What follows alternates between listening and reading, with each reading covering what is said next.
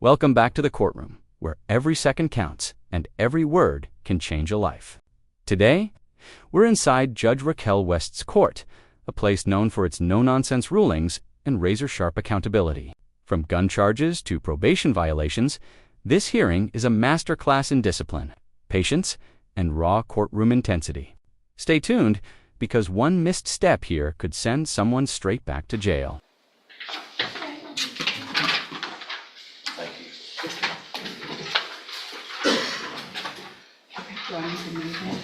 It's probably fine for right now. It'll get the defendant, I think. Dylan Wilkinson.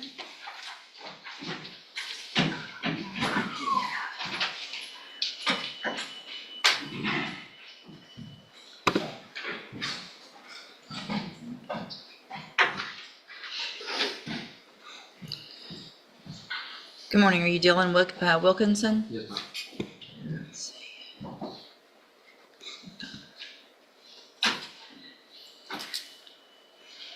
Mr. Wilkinson, this is your initial appearance in cause number 25, DCCR 0260. You're charged with deadly conduct, discharging a firearm from September 13th of 2024.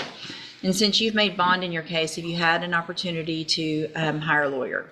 No, ma'am, not just yet. No, I was going to ask if I could have a little bit more time in order to come up with more funds to hire me. Right there, you hear one of Judge West's signature moves, the three-lawyer rule. It's not just a formality. It's a test of responsibility.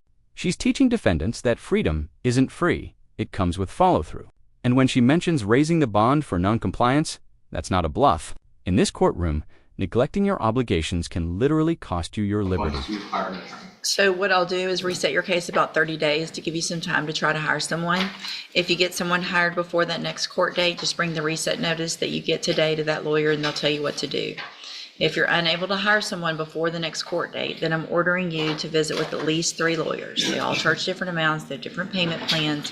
Bring me back the names of the lawyers that you've talked to so I know you're trying, and then we'll discuss your options.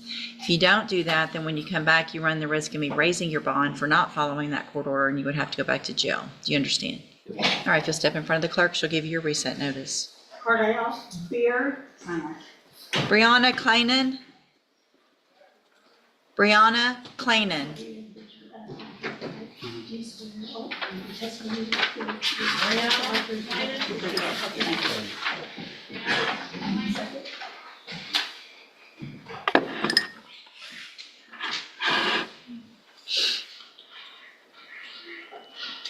That's not one of the ones. Boom, that's the sound of a bond forfeiture. One simple mistake, not showing up, just cost Brianna Clanan $100,000, and it's a sobering reminder for anyone watching. The court doesn't chase you. If you skip, you pay. Comment below. Do you think the penalty fits the mistake, or is it too harsh? No response, Your Honor. Her bond will be forfeited for non-appearance and reset at $100,000. Okay. Mark Garcia. If you'll call the name Mark Garcia. He called. Mark Garcia. Let's see.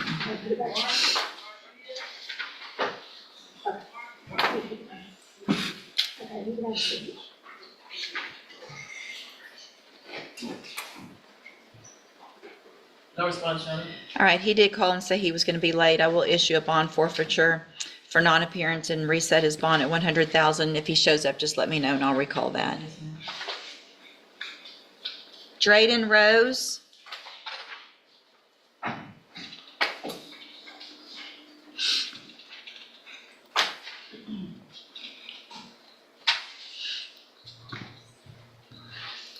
Good morning. Are you Drayden Rose?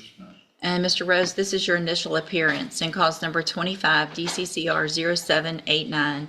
You're charged with the third-degree felony offense of assault of a security officer from April 16th of 2025.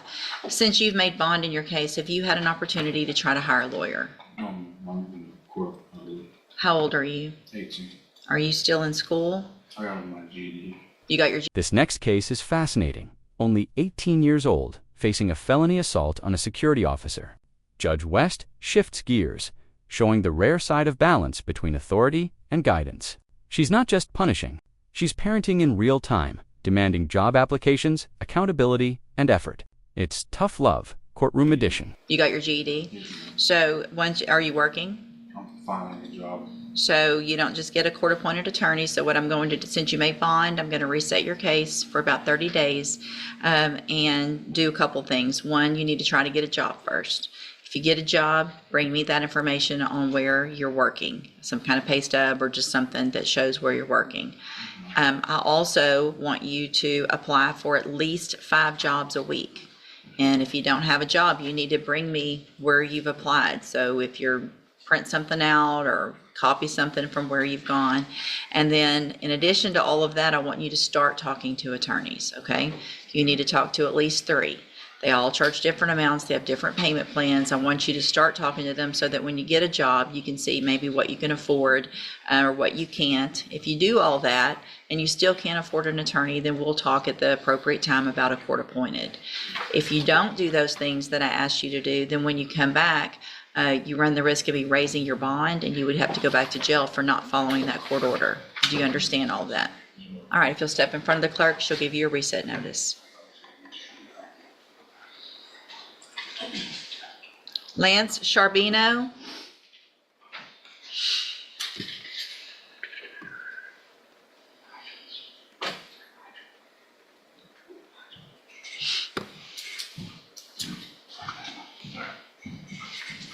Good morning. You're Lance Charbino? Yes, ma'am. And Mr. Charbino, did you get someone hired?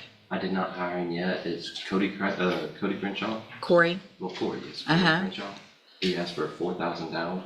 Okay. And as soon as I get that, which should be about 3 weeks from now. Okay. And I'll be able to get him hired for. All right. You've been here a few times, so I'm going to reset you one more time. You need to get him or someone else hired before that next court date. Again, just bring that reset notice to him. He'll tell you what to do. If it's not going to work out with Mr. Crenshaw for some reason, then talk to at least 3 others. Bring me those names. All right? Step in front of the clerk. She'll give you a reset notice. Presley Viltz. You can see the judge's patience thinning here. These defendants keep returning with excuses, and that's dangerous territory. Notice how she cross-checks Presley's story, catching contradictions in seconds. This is where experience meets instinct. The judge has heard every story in the book, and she's not falling for another one. Would you be able to stay this composed under her pressure?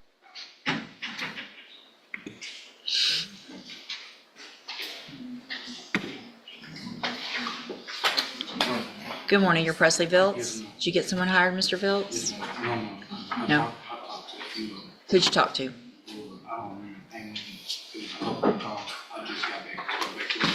Okay, did you write down the names? Well, no, I mean, I tell you the same thing I tell everybody. Bring me back the names of the people you talked to so that I know you've tried, and then we'll discuss your options.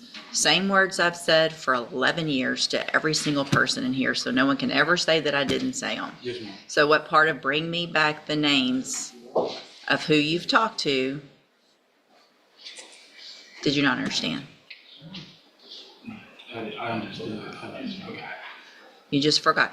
Okay, so you're in felony court. You don't just forget.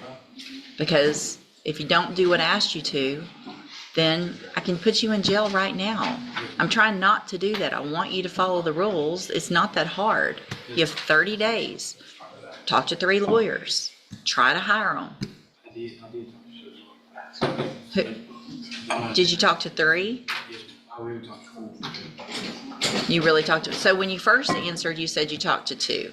So be careful what you're saying. All right? And you're probably nervous right now, and I get that, but be careful what you're saying because you're saying some different things. I'm going to reset your case for 2 weeks. You need to talk to 3 lawyers. You need to bring me those names of who you talked to when you come back. If you've hired one of them by then, great. If not, I want you talking to at least 3. Don't wait till the last minute because they're in court and they have things to do. So start calling today, talk to those attorneys, bring me back who they are, how much they charge, let me know about where you're working, bring a pay stub when you come back. The more information you bring me, the better things are gonna go. Does that make sense? All right, 2 weeks, step in front of the clerk.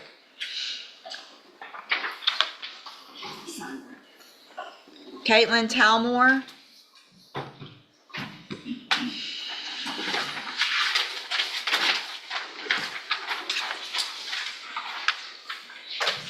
Good morning, you're Caitlin Talmore? And Ms. Talmore, this is your initial appearance in cause number 25 DCCR 0595. You're charged with a third-degree felony offense of evading arrest or detention with the use of a vehicle, and that is from April 4th of 2025. Since you've made bond in your case, have you had an opportunity to try to hire a lawyer? Right, so what happens is when you're in custody in jail, we automatically give you a court-appointed attorney. Now that you've made bond, I'm going to expect you to at least try to hire your own. So what I'll do is reset your case for about 30 days to give you some time to try to hire somebody. If you do get someone hired before the next court date, bring the reset notice that you get today to that lawyer and they'll tell you what to do. If you're unable to hire someone before the next court date, then I'm ordering you to go visit with at least 3 lawyers. They all charge different amounts, they have different payment plans. Bring me back the names of those you've talked to so I know you're trying, and then we'll discuss your options. If you don't do that, then when you come back, you run the risk of me raising your bond and you would have to go back to jail. Do you understand? Yes. All right, step in front of the clerk, she'll give you your reset notice. Caitlin Talmore's case adds a classic twist, evading arrest after making bond. Judge West's calm tone hides a clear message. You're out, but not free. The 30-day reset with strict expectations shows she's giving people rope just enough to climb back up, or hang themselves with their own inaction. Comment below, is this accountability or leniency? Fine.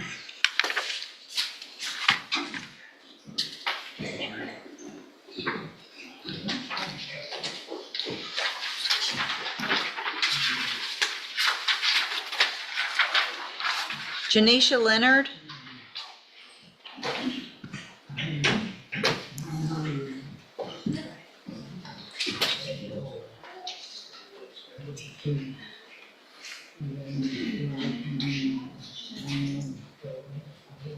Good morning, you're Janisha Leonard? Let's see, and Ms. Leonard, you have 2 motions to revoke your probation, and then you have a new case in cause number 25 DCCR 0297. And I set bonds, and you've made bonds on all of those. And have you had an opportunity to hire a lawyer? Okay, so you need to get someone hired. The fact that I set those bonds at what I did, even when the state asked me not to, you've got some serious stuff going on. You need to try to get someone hired if you can before that next court date. So I'm going to reset your case for 30 days. You need to try to get someone hired. If you do, bring the reset notice to them. They'll tell you what to do. Go ahead. Well, you need to try to get a job first. And you need to apply to at least 5 jobs a week, and you need to bring me proof of that. Okay? If you do get a job, bring me some proof that you have a job. In the meantime, I also want you talking to lawyers. Bring me back the names of the lawyers you've talked to, at least 3, so I know you're trying.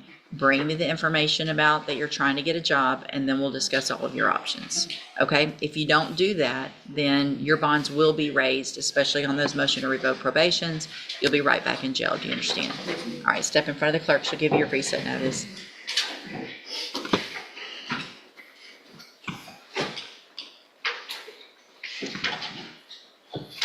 How'd you make all those bonds? My family came together. Okay, well, you might need to get with them on this too. Yes, ma'am. Okay.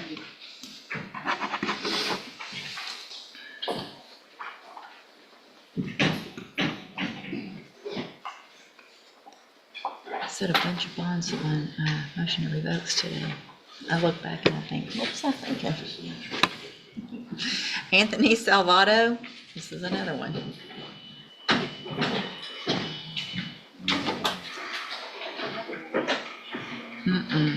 Because I don't usually do all of this. All right, you're Anthony Salvato. Mr. Salvato, you're here on a motion to revoke your probation, and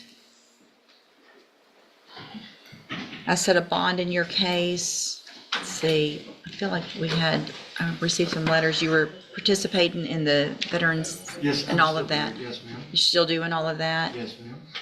Good morning. Good morning. What is your name for the record? Okay, and who are you with, Ms. Branch? Probation. Okay, thanks. Sorry. And so has he been following through and everything with regard to probation? Okay. Have you had an opportunity to try to hire a lawyer? No, ma'am. All right. Are you working? No, ma'am.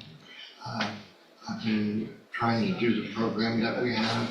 I have had a couple of interviews, which I have not been successful because of my record, my health diagnosis. It's been very difficult. I have attended some veteran work job fairs, and that was unsuccessful as well. Okay. So, but I have been and I am seeing a employment counselor once a week. Okay. What I'm going to do this morning, Mr. Salvato, and I'm looking back, I have some documentation from the Veterans Association and things like that with regard to when I set your bond. I'm going to have you fill out some paperwork this morning to see if you qualify for a court-appointed lawyer. You need to fill it out accurately and completely. You're going to swear under oath that it's all true and correct, and then I'll take a look at it. All right, step in front of the clerk. She'll give you that paperwork. Thanks, Ms. Branch. Sorry, I didn't recognize you. And here's where compassion meets the gavel. Anthony Salvato, a veteran battling health and job issues, gets grace, not judgment. The judge looks beyond the case file and sees the human being. In a justice system often accused of being cold, this moment stands out. When effort is real, Judge West responds with empathy, and that's rare courtroom leadership. I don't know if I've seen her in here. Daryl Spencer?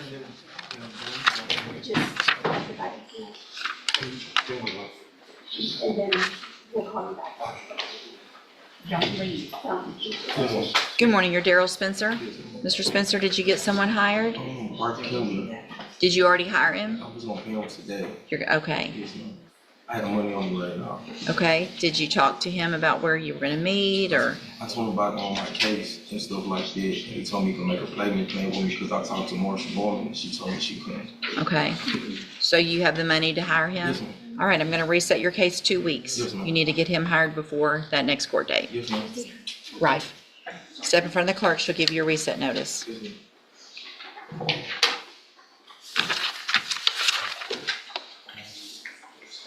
In one session, Judge West handled every kind of defendant from the careless to the determined. Her message: responsibility is your ticket to freedom. No excuses, no shortcuts. Whether it's a gun charge, missed court, or broken probation, accountability rules her bench. If you found this breakdown as eye-opening as we did, hit like, share this video. And subscribe to Justice Beacon for more real courtroom moments that reveal what justice truly looks like behind the bench. And tell us below, if you were the judge today, which case would have tested your patience the most?